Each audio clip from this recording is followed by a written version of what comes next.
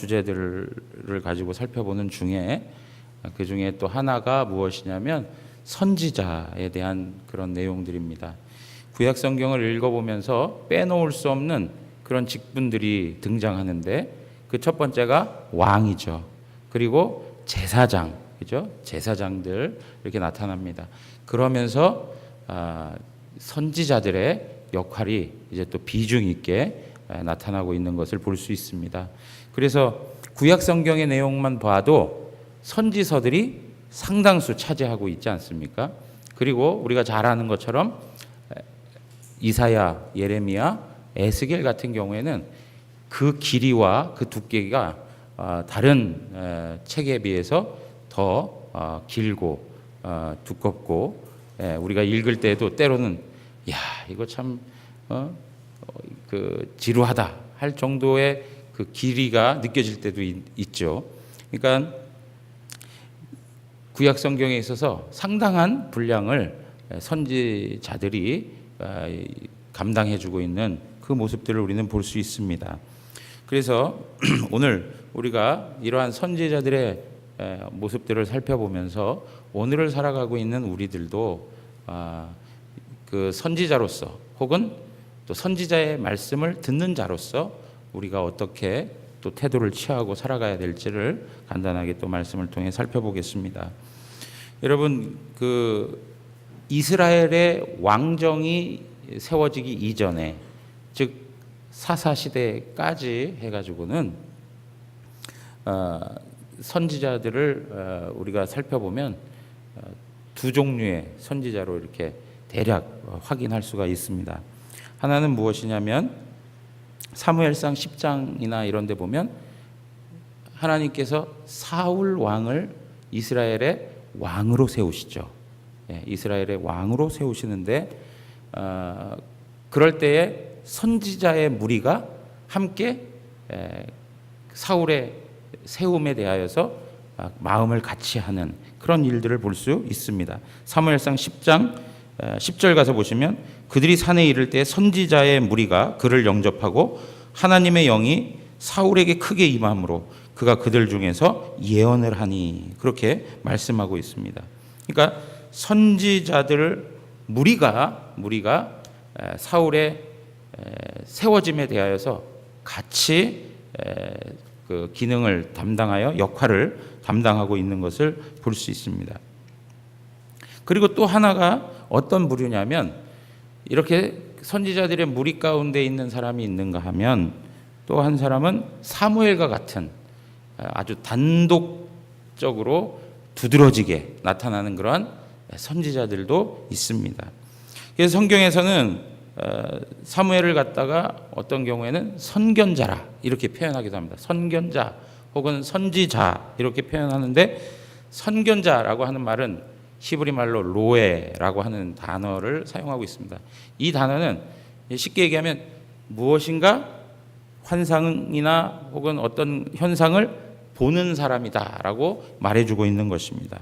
그리고 선지자라고 하는 말, 선지자 이거는 느비임, 선지자들이라고 할 때 느비임이라고 하는 단어를 사용하는데 이것은 어떤 의미를 가지고 있습니까? 말하는 자들이라 이렇게 말씀드릴 수가 있습니다.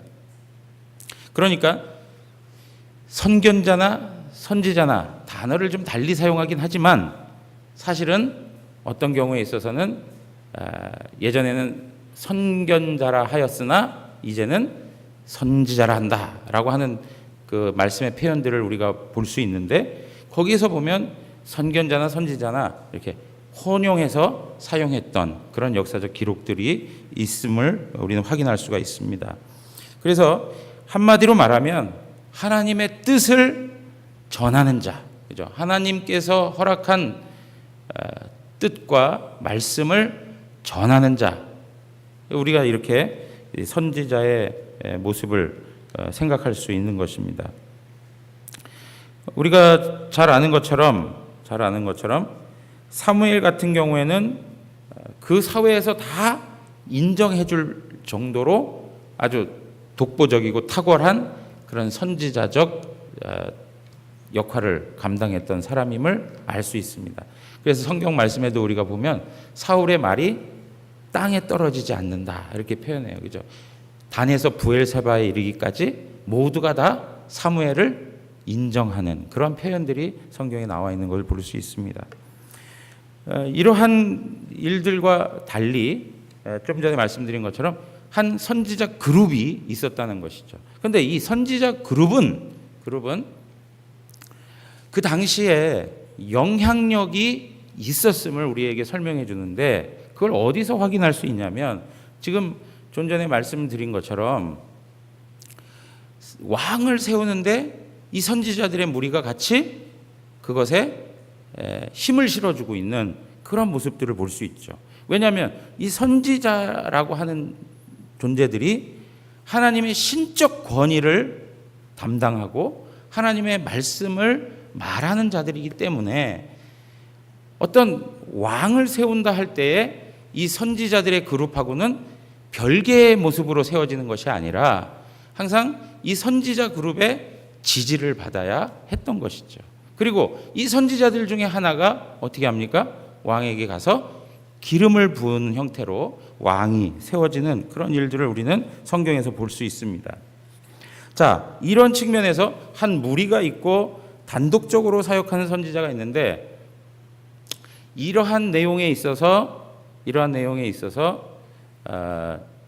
두 가지를 다 겸비했던 사람 중에 한 사람이 누구냐면 나단 선지자예요. 오늘 우리가 본문 읽었던. 그러니까 사무엘을 논할 때는 선견자라고 하는 표현을 써서 선지자들과는 좀 달리 그 모습을 이야기하긴 하고 있는데 이 나단 선지자에게서는 나단 선지자라고 하는 이름을 쓰고 있다는 거죠.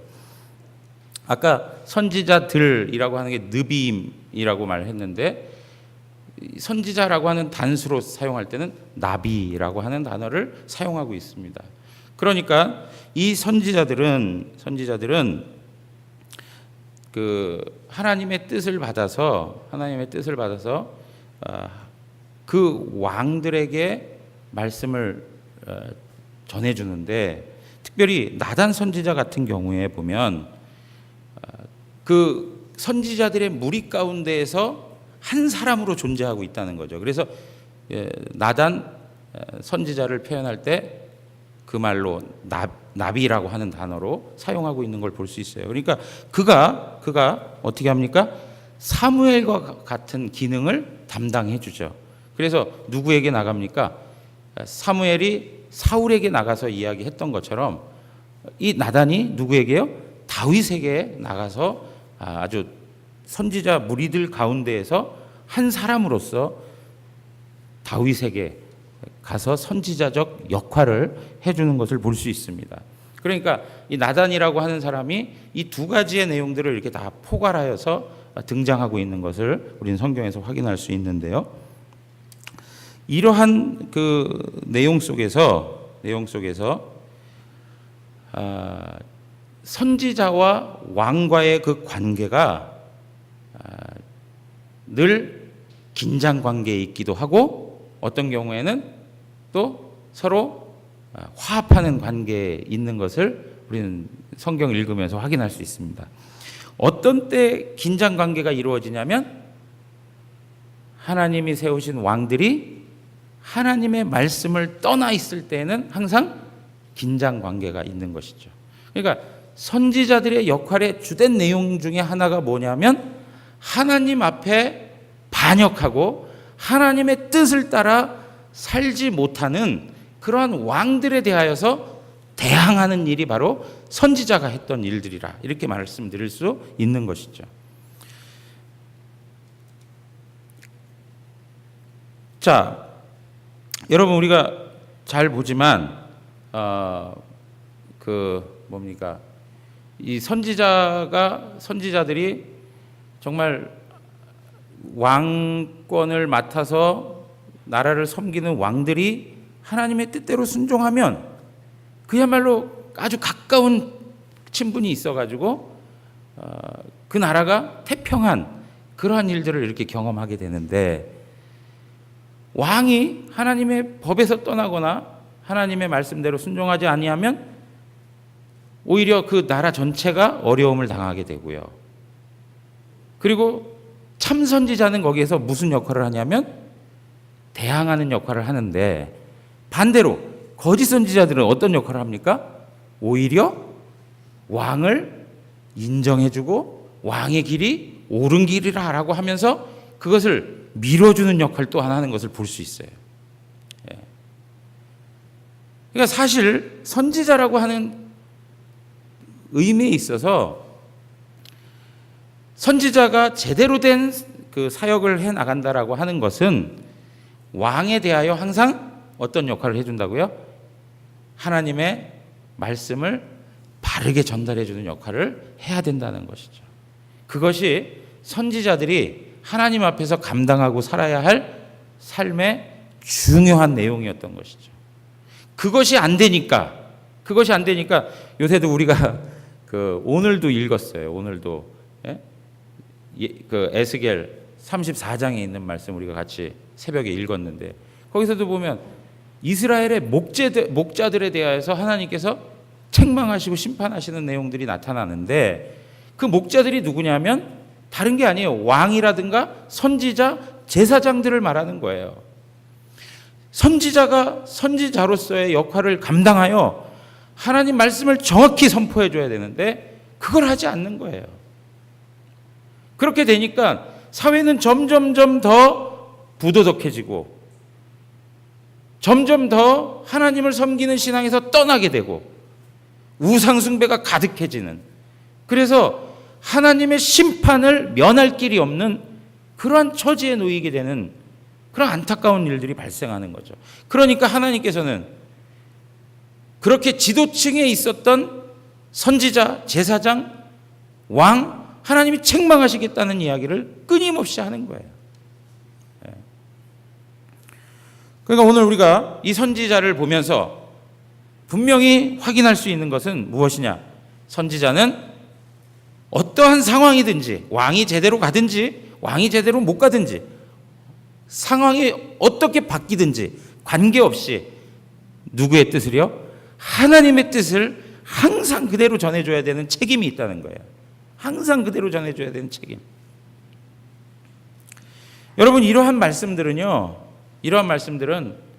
우리들에게만, 목사인 저에게만 해당되는 이야기는 아닐 거예요. 물론 1차적으로는 가장 크게 이러한 말씀을 대할 때마다 마음을 새롭게 해야 하고 하나님 앞에서 내 자신을 더 살펴야 할 그런 책임과 그런 자세가 저에게 필요할 수 있어요. 그러나 사실은 하나님께서 우리를요, 오늘 이 현 시대에 선지자들로 세우셨어요. 그래서 우리의 말과 우리의 행위와 우리의 인격을 통해서 하나님께서는 이 세상에 하나님의 선하신 뜻을 나타내기를 원하세요.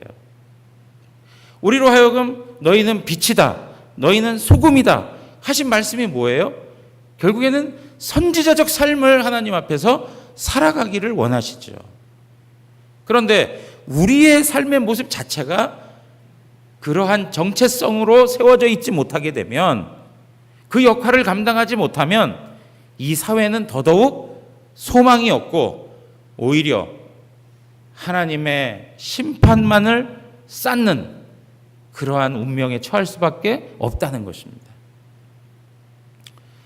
여러분, 오늘 우리가 이 선지서들에서 이야기하는 내용들을 보면서 이것은 그 당시에 있었던 이야기로만 치부할 문제가 아니라 오늘을 살아가고 있는 지금도 하나님께서는 이와 똑같은 말씀을 우리에게 하고 계신다는 것을 알아야 돼요.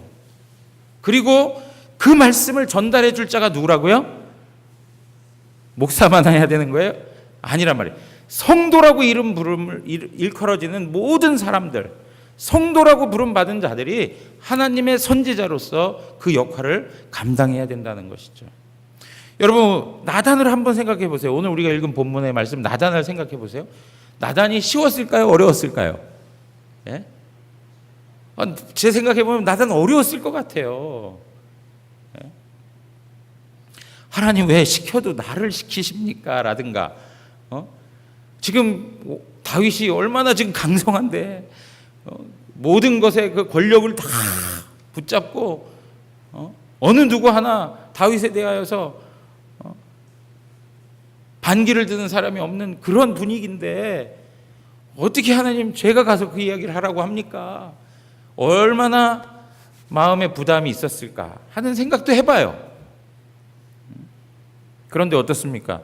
나단 선지자가 가서 그대로 전하는데 얼마나 지혜로워요, 그죠? 지혜로움을 가지고 잘 전해주고 있어요. 그럴 때 다윗이 그 하나님의 말씀을 들으니까 그 나라가 그 회개를 통하여 그 하나님 앞에서의 순종을 통하여 견고함을 유지해 갈 수 있었다는 것이죠. 여러분, 이와 비슷한 일들은 또 성경에 잘 기록되어져 있는데 히스기야 같은 그런 왕들도 마찬가지죠. 이사야라고 하는 선지자가 이야기하지 않습니까? 그거에 대해서 히스기야가 잘 따라가요. 그럴 때 그 나라는 하나님께서 보존해 주세요. 하나님께서 세워주셨어요. 그런데 하나님 앞에 반역하고 그 선지자들을 무시하고 경멸하고 그리고 하나님의 말씀 앞에 길을 담아버리게 되면 그 땅은 그 일들로 인하여서 하나님의 징계 가운데 놓이는데 결국엔 어떤 일이 벌어지냐면 나라가 갈려지는 일, 나라가 다른 이방 세력에 의해서 아픔을 경험하는 일들, 그런 일들을 하나님께서 보여주시고 있는 것을 볼 수 있습니다. 여러분, 그래서요, 선지자로서 가장 잘 해야 되는 일들 중에 하나가 지금 말씀드린 대로 뭐라고요? 세상 권력 앞에 저항하는 거예요. 저항하는 거. 하나님 말씀을 붙잡고 저항하는 것. 여러분, 아합과 먼저 우리가 좀 잘 살펴보면 북이스라엘에 하나님의 선지자들이 있었습니다. 대표적인 사람이 누구죠? 엘리야, 엘리사, 이런 사람들이에요. 엘리야 시대에 가장 우상 숭배가 심했던 그 왕 아합과 이세벨이 있었습니다. 그 권력을 가진 왕과 왕비 앞에서 엘리야는 하나님의 뜻을 가지고 그들을 맞서게 되죠. 그들이 그렇게 강조하고 그렇게 추진했던 바알과 아세라 목상들을, 그죠? 하나님 앞에서 다 무너뜨리는 그러한 대결을 신청하지 않습니까? 가뭄이 오게 하고, 그래서 바짝바짝 마른 곳에 장작을 쌓아놓고 이곳에 불이 임하는 것이면 그분이 참신이다라고 하는 대결을 하지 않아요? 그래서 수많은 사람들과 대결을 펼치게 되죠. 850명 대 1명으로서 싸움을 하고 있는 것입니다. 여러분, 그 정도만 돼도 하나님 이제는 완전히 기울어진 거 아닙니까? 어떻게 내가 감히 나설 수 있습니까? 그런 생각할 수 있겠어요, 없겠어요? 할 수 있을 거란 말이에요. 하나님, 지금 상황이 때가 아닌 것 같습니다. 이렇게 하다가는 저마저 죽고 완전히 다 이젠 여호와의 신앙을 세워갈 자가 어디가 있겠습니까? 왜냐하면 그때만 해도요, 엘리야는 자기 혼자만 남아있는지 알고 있었거든요. 나까지 이렇게 죽어버리면 이제 더 이상 여호와 하나님을 섬기는 그 사명을 어떻게 감당할 수 있습니까? 별 변명을 늘어놓으면서 하나님 앞에서 꽁무니 빼고 싶은 마음이 왜 없겠어요? 그런데 어떻게 합니까? 하나님 말씀 붙잡고 그들을 대면한단 말이에요. 그것이 바로 선지자가 살았던 삶의 방식인 거예요. 엄청난 권력 앞에서도 그것에 대하여 정말 이것이 바른 것이다 라고 하는 것, 이것만큼은 절대 포기할 수 없는 본질에 해당되는 싸움이요 진리의 싸움이다 라고 한다면 그것을 놓치지 아니하고 하나님 앞에 감당하는 것이죠. 이러한 일들이 아모스라든가 호세아라든가 이런 선지자들을 통해서도 계속 설명되어지고 있는 거예요. 아모스 같은 선지자는 여러분들께서 집에서 이제 아모스를 읽어가시면 아모스는 특별히 사회적 부도덕함에 대해서 많이 고발하고 있어요. 강자들이 약자를 못 살게 굴고 완전히 쾌락에 빠져버린 그 영적으로 타락한 사회에 대해서 아모스는 계속 그것을 고발하고 있어요. 이러한 사회적 모습을 보면서 정말 한 목자로 살다가 하나님 앞에 부름을 받은 사람이 아모스거든요. 자기가 무슨 가진 권력이 있습니까? 능력이 있습니까? 그런데 그 거대한 권력 앞에 하나님 말씀을 선포한단 말이에요. 지금 아모스가 하나님 말씀을 선포할 때 어떤 상황이었냐면 여로보암 2세라고 하는 북이스라엘에 있어서는 아주 영향력 있는 왕이었었어요. 제2의 번성기를 누렸던 왕이에요. 경제적으로 부했으니까 정치적으로도 권력을 가지고 있던 왕이었어요. 그런 왕을 앞에 두고 하나님 말씀을 선포하는 거예요. 호세아는 또 어떻습니까? 호세아는 사회적인 어떤 부도덕함보다는 하나님과 그 백성과의 관계가 어떠해야 되는지를 자신의 아내를 통해서 설명해 주죠. 하나님 앞에서 끝까지 반역하고 범죄하고 우상 숭배하여서 음행하는 이스라엘 백성들에 대하여 하나님이 징계하시지만 그럼에도 불구하고 하나님께서 그들을 완전히 버리지 아니하는 인자하신 하나님, 그 백성들을 완전히 내치시고 없애버리는 것이 아니라 끝까지 그들에게 사랑을 베푸시는 하나님의 모습 또한 보여주고 있는 것을 볼 수 있어요. 그것이 무엇입니까? 하나님 그분과 이스라엘 백성들의 관계를 설명해 주고 있는 거예요. 아무튼 북이스라엘에 있어서는 이러한 선지자들이 나타나서 하나님의 메시지를 그렇게 계속 증거하는 것입니다. 남유다 같은 경우에 제가 좀 전에도 말씀드렸지만 이사야, 미가 이런 선지자들이, 이사야 같은 사람은 왕궁 선지자죠. 그 왕을 보고 왕에게 메시지를 전하고 했던 그런 선지자예요. 그러나 미가라고 하는 사람은 아주 시골 한 지역에서 예루살렘을 향하여 임하시는 하나님의 말씀을 선포했던 사람인 것이죠. 그러니까 그 세상적인 어떤 그 위치에 있는, 영향력 있는 위치에 있으나 그렇지 않은 자리에 있으나 똑같이 하나님의 말씀을 받고 자기 자신들이 가지고 있는 삶에서 선지자적 삶을 감당해내는 모습을 우리에게 보여주고 있는 것입니다. 여러분, 우리 잘 알지만 예레미야 같은 경우에는 어떻습니까? 예레미야 같은 경우에는 그 당시에 이스라엘 사람들이 볼 때는 완전히 매국노예요. 그렇지 않습니까? 이제 다 멸망할 거야. 우리 다 멸망할 거야. 바벨론에 항복해. 그걸 선포하고 있어요. 자, 그런 입장이라면 그 이스라엘 백성들이, 그 유다 백성들이 이 예레미야를 어떻게 보겠냔 말이죠. 그러니까 어떻게 해요? 잡아다가 매질하고 감옥에 쳐놓고 얼마나 모진 고난의 삶을 살아갑니까? 끊임없이 눈물을 흘려서 예레미야 애가가 있잖아요. 그죠? 탄식하던 선지자의 모습을 우리는 그대로 볼 수 있어요. 그럼에도 불구하고 하나님의 뜻이 그렇기 때문에 그것을 포기하지 않는 것이죠. 그러니까 예레미야가 그들에게 증거한 메시지가 무엇입니까? 그들에게 증거한 메시지는 너네가 믿고 있는 것, 이것 또한 우상숭배다라고 얘기하는 거예요. 그들이 믿고 있었던 게 뭡니까? 여호와의 성전은 멸망하지 않을 것이다. 여호와의 성전은 항상 평안하고 안전할 것이다. 너희들 이것도 새로운 우상숭배다라고 말하는 거예요. 그러면서 하나님 앞에 그릇된 믿음을 버리고 바른 신앙의 내용들을 가질 것을 촉구하는 것이 바로 예레미야의 메시지입니다. 에스겔은 어떻습니까? 에스겔은 BC 597년도에 바벨론으로 같이 끌려갑니다. 바벨론에 끌려가서 거기서 하나님의 계시를 받죠. 하나님의 말씀을 듣습니다.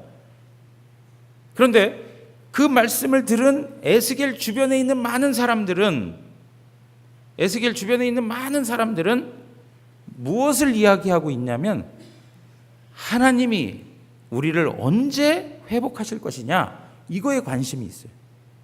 하나님이 언제 우리를 회복하실 것이냐. 그런데 그 이스라엘 백성들 입장에서는 그 회복의 날이 빠르기를 원할까요? 늦어지기를 원할까요? 하루라도 빠른 날에 회복되기를 간절히 바라는 게 그들의 마음인 거예요. 그런데 에스겔은 그 백성들에 대하여서 하나님 나라의 회복이 빠르게 올 것에 대하여서 이야기를 하지 않습니다. 오히려 에스겔서의 내용을 통해서 우리가 요새 새벽에 계속 에스겔을 보지만 1장에서부터 거의 지금까지 계속 죄에 대한 지적이 끊임없이 이루어지고 있어요. 무슨 얘기를 하는 것이냐? 너희가 생각하는 것처럼 우리가 지금 직면한 지금 바벨론 포로의 삶의 모습은 단순한 문제가 아니라는 것을 보여주고 있는 거예요. 쉽게 넘어가야 될 문제가 아니라는 것을 선지자는 그들에게 증거하고 있는 거예요. 우리가 지금 직면하여서 이러한 고난과 어려움과 아픔을 당하고 있는데 이 현실을 맞이한 것에 대한 문제인식에 있어서 단순하게 넘어갈 것이 아니라 정말 시간을 두고 하나님 앞에서 깊이 느끼면서 회복되어야 할 그 백성들의 태도가 있어야 된다는 것을 말씀해 주고 있는 것이죠. 그러니까 에스겔은 죄에 대하여서 계속 강조해 주는 거예요. 죄에 대해서. 사랑하는 성도 여러분, 그런 후에 이 선지자들이 공통적으로 하는 메시지가 무엇이냐면 회복을 이야기하는데 그 회복을 경험하는 과정에 있어서 무엇을 설명해 주냐면 인간의 본성이 변화되어져야 할 것을 말해주고 있어요. 인간의 본성이 근본적으로 변해야, 하나님 앞에서 의지적인 변화가 일어나야 하나님의 백성으로서의 새로운 삶을 살아낼 수 있음을 말해주고 있죠. 단순히 그냥 누더기가 된 옷 그 가운데 한 조각을 가지고 메꿔서 입고 다닐 생각하지 말라는 거예요. 너희들이 가지고 있는 근본된 마음에 변화가 일어나야 된다는 것을 계속적으로 선지자들은 말씀해 주고 있어요. 그런데 그러한 선지자들이 회복에 대해서 이야기하면서도 무엇을 또 깔고 있냐면 그 역사적 현실에서 일어나는 그 회복이 참다운 회복이 아니다라고 하는 것을 늘 이해하면서 설명하고 있어요. 그러니까 쉽게 얘기하면 이런 얘기죠. 이스라엘 백성들이 바벨론에서 포로 생활하다가 거기서 다시금 돌아오게 되면 그것 자체로 이스라엘 백성들은 뭐예요? 회복이 된 거란 말이에요. 근데 그 회복이 진정한 회복을 주지 못한다는 것을 이야기하고 있어요. 선지자들은 끊임없이 뭘 이야기하느냐? 참 만족, 회복에 대한 참 만족은 우리가 역사 속에서 얻어내는 것이 아니라 메시아를 통해서 오게 되는 이 땅에 속한 것이 아니라 하늘에 속한 것임을 말해주기 시작해요. 그러니까 제가 이렇게 보면 유대 이스라엘 백성들이 메시아관을 가지면서 놓쳤던 부분이 바로 이 부분이라고 생각이 되어져요. 제가 우리 주일날마다 말씀을 통해서 늘 확인하지만 이스라엘 백성들의 실패가 무엇이었습니까? 메시아를 어떻게 바라보느냐의 관점의 문제였어요. 메시아가 누구인가? 그 무엇하러 오셨는가? 하는 것에 대한 실패, 그 관점을 놓치고 바른 관점을 놓치고 있기 때문에 끊임없이 예수님의 말씀과는 다른 그런 반응들을 보일 수밖에 없는 것이죠. 그럼 지금 여기서 얘기하고 있는 것처럼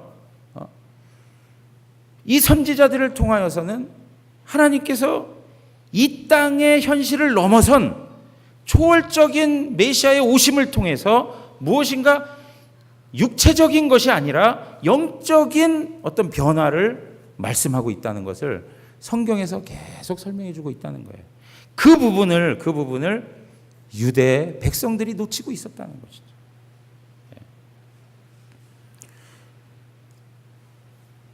그러니까 보세요. 우리가 선지서에 보면 이 말씀이 있죠. 이사야에 보면 하나님 나라가 이 땅에 임하는데 아이가 독사굴에 손을 넣어도 어떻게 해요? 물질 않아요. 그리고 사자와 함께 뒹굴고 놀아요. 이러한 세상이라고 하는 것이 메시아를 통해서 도래하게 되는 것인데, 하나님 나라가 오는 것인데, 이러한 나라는 물질적인 현 세대 안에서 만들어지는 게 아니고 지상적인 이 틀에서 되어지는 게 아니라 그것을 넘어서는 하나님의 나라를 말하는 것인데, 이 부분에 대한 선지자들의 메시지를 이스라엘 유대 백성들이 놓치고 있었다는 것이죠. 그래서 여러분, 우리가 분명히 확인할 수 있는 것은 하나님께서 선지자들을 통해서 말씀하시는 그 회복의 진정한 의미는, 참 만족은 결국엔 예수 그리스도를 통해서 이루어지는 것으로 말씀하고 있죠. 예수 그리스도를 통해서 오는 하나님의 나라. 여러분, 예수 그리스도가 십자가에서 죽었다가 사흘 만에 다시 살아나셨다는 그 부활의 영광이 있을 거라고 누가 생각했겠습니까? 그러나 선지자들은 끊임없이 부활의 영광을 바라볼 수 있도록 이 땅의 것이 아니라 이 땅에 없는 그 하나님 나라의 영광으로 하나님께서는 그 백성을 만족시켜 주실 것을 말씀해 주셨다는 거예요. 사랑하는 성도 여러분, 그래서 그 당시에 유대인들, 율법주의자들은 선지자들을 공경했어요. 예레미야나 이사야나 많은 선지자들을 존중해 줬습니다. 그런데 선지자들의 가르침은 마음으로 받아들이지 않았다는 것을 말해주고 있는 거예요. 오직 자기들이 가지고 있는 세상 안에 갇혀 있는 세상적 틀 안에서 진행되는 율법주의에 사로잡혀서 그것을 넘어서는 하나님의 나라를 보지 못했다는 거예요. 그것을 증명하는 게 무엇이냐면 스데반의 순교예요. 스데반의 순교. 여러분, 스데반 한 사람이 서 있습니다. 스데반이 구약에서부터 쭉 역사를 설명하면서 예수 그리스도 복음을 이야기합니다. 그럴 때 스데반은 하늘의 영광을 맛보면서 하늘의 권능을 힘입어 복음을 전했습니다. 그러나 거기에 스데반을 둘러싸 있고 스데반을 죽이려고 혈기 가득 찬 그 유대인들은 오로지 이 지상에 있는 방식 안에서만 생각하는 그런 한계를 벗어나지 못했다는 거예요. 사랑하는 성도 여러분, 제가 뭘 말씀드리려고 하냐면 오늘날 세상 사람들도 현세 중심적인 건 마찬가지입니다. 오늘날 사람들도 보이지 아니하는 것에 믿지 않으려고 하는 성향을 가지고 사는 건 마찬가지예요. 그런 사람들에게 예수 그리스도의 부활을 이야기해야 하고 하나님의 영원한 나라가 이 땅 가운데 도래할 것을 말해야 되며, 그것을 하나님께서 우리에게 주신 가장 부유한 회복임을 우리가 삶을 통해서 증언해야 된다는 거예요. 이것이 바로 현 시대를 살아가고 있는 성도들이 선지자적 삶을 살아가는 삶의 내용이어야 한다는 것이죠. 그러니까 우리가 하나님 나라를 담아내고 살지 않으면 어떻게 이 세상 사람들에게 하나님 나라를 소개할 수 있겠습니까? 예? 우리가 하나님 나라의 맛이 무엇인지 모르면서 어떻게 하나님 나라를 이 세상 사람들에게 말할 수 있겠느냐 이거예요. 우리 스스로가 세상적인 방식 안에 갇혀 있고 세상적인 틀 안에 머물러 있으면 그들에게도 그것밖에는 비춰질 수밖에 없는 것이죠. 우리가 선지자적 삶을 살면서 지상에 있는 너머에 보여지는 하나님의 회복과 우리 가운데 만족시키기 위하여 하나님이 준비하신 그 영광스러움을 볼 수 있도록 그 삶을 살아가는 것이 오늘날 성도가 살아가는 선지자적 삶의 태도라고 하는 것을 저는 오늘 이 말씀을 통해서 확인하게 되는 것입니다. 사랑하는 성도 여러분, 선지자들이 가졌던 소망은 이 땅에서의 죽음을 초월하는 소망이었습니다. 그래서 우리 요한복음 12장 24절 한번 읽어보겠습니다. 요한복음 12장 24절.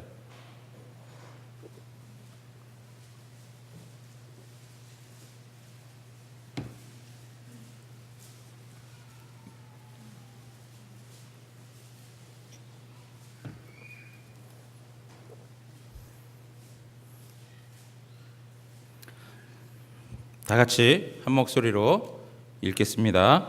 내가 진실로 진실로 너희에게 이르노니 한 알의 밀이 땅에 떨어져 죽지 아니하면 한 알 그대로 있고 죽으면 많은 열매를 맺느니라. 아멘. 내가 진실로 진실로 너희에게 이르노니 한 알의 밀이 땅에 떨어져 죽지 아니하면 한 알 그대로 있고 죽으면 많은 열매를 맺느니라. 여러분, 이 진리를 믿으십니까? 이 진리를 붙들고 이 진리대로 살아가는 것이 선지자적 삶을 살아가는 거예요. 그래서 오늘날 물질주의적이고 황금만능주의에 빠져 있고 그리고 현세에 빠져 있는 동시대의 사람들에게 하나님 나라는 이런 것이다 라고 보여줄 수 있는 그러한 선지자적인 삶을 하나님 앞에 살아야 되는 거예요. 죽어도 더 많은 열매를 맺는 것이구나. 죽어도 다시 살아나는 것이구나. 세상적인 방식으로 힘의 논리로 권세의 논리로 살아가는 것이 아니라 하나님이 주신 은혜로 살아가는 것이 하나님의 나라이구나. 이것을 세상 사람들 앞에 보여주며 사는 것, 이것이 바로 선지자적 삶의 모습이라는 것입니다. 사랑하는 성도 여러분, 육적인 소망을 물리치고 하나님 나라의 소망을 부여잡고 살아가기를 원합니다. 우리는 스스로 나는 괜찮은 사람이지, 나는 조금만 하나님 앞에서 마음을 추스리면 하나님이 받을 만한 사람이지, 이런 생각하지 마시고 정말 선지자의 외침의 소리를 들으면 거기에서 나는 죄인이며 나는 그 하나님 말씀 앞에 정말 무릎을 꿇을 수밖에 없고 그 말씀 앞에 내 마음을 겸손히 낮춰서 하나님의 은혜를 부여잡을 수밖에 없는 그러한 존재임을 고백하고 사는 것이 바로 이렇게 매일의 삶을 통해서 나 자아를 죽이면서 하나님 말씀 앞에 다스림 받고 사는 것이 바로 선지자적 삶의 모습이라는 것입니다. 선지자들은 그 당시 이스라엘 백성들이 가지고 있었던 막연한 낙관주의에 대해서 아주 깊이 있게 질책했습니다. 사랑하는 성도 여러분, 그냥 예배 생활만 하면 신앙생활 잘하는 것 같고 어느 때 되면 하나님 부르시면 천국 가겠지 하는 막연한 낙관주의에 빠져서 신앙생활하면 안 됩니다. 오늘도 하나님 앞에서 신앙생활을 잘 해가는 것은 우리의 연약한 모습을 인정하고 선지자의 외침, 이 하나님의 말씀의 외침 앞에 우리 자신을 철저히 복종시키고 그 가운데에서 하나님의 은혜를 부여잡고 살아가는 성도로서 늘 영적 긴장감을 가지고 살아갈 때 우리는 하나님의 말씀을 말씀되게 하는 선지자적 삶을 살아낼 수가 있습니다. 오늘도 그러한 은혜가 우리 모든 성도님들에게 있기를 주님의 이름으로 축원합니다.